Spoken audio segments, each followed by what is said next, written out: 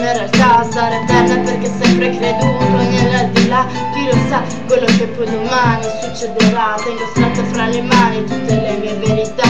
Non mi importa se non sono come la comunità, sono fuori da ogni schema, dalla regolarità. Sempre ho avuto un modo strano di vivere la verità, la vedere la vita nel senso della responsabilità. Sa come me di cosa sto parlando, di come dovresti essere, ma non puoi farlo.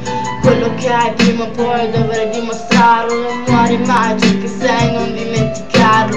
Parlo perché in questo modo migliore di usare le parole, giocare con la nostra immaginazione.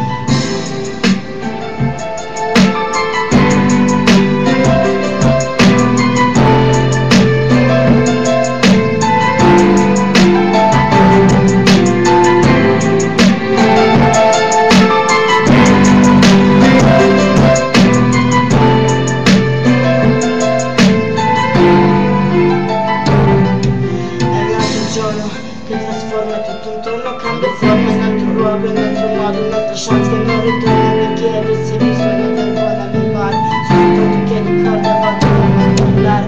Sono io che costruisco il momento della mia storia, meno che stasera, perché ormai l'altro giorno si riporta dal capo, tutto stasera sempre la stessa cosa ma diversa da com'era.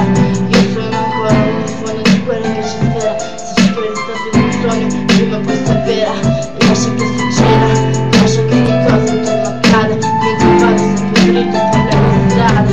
Non mi guardo indietro, mi chiedo ma proprio dopo neanche un metro mi volto e ricordo è già sparito.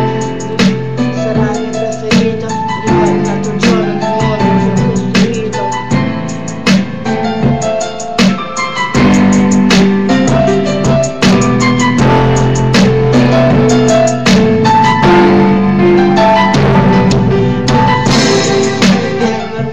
Chissà quanto durerà, non tutta l'eternità, questo tempo che ci spazza via con il vento. La vita qui ora, in questo momento, un momento, perché metto tutto il sentimento che ho dentro, che sento, ora più che mai sono attento, ma da me si vede splendere la bel tramonto.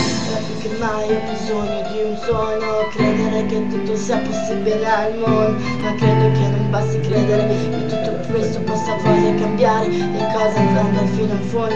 Guarda laggiù, che cosa vedi? L'altro giorno che ci sorride perché siamo vivi.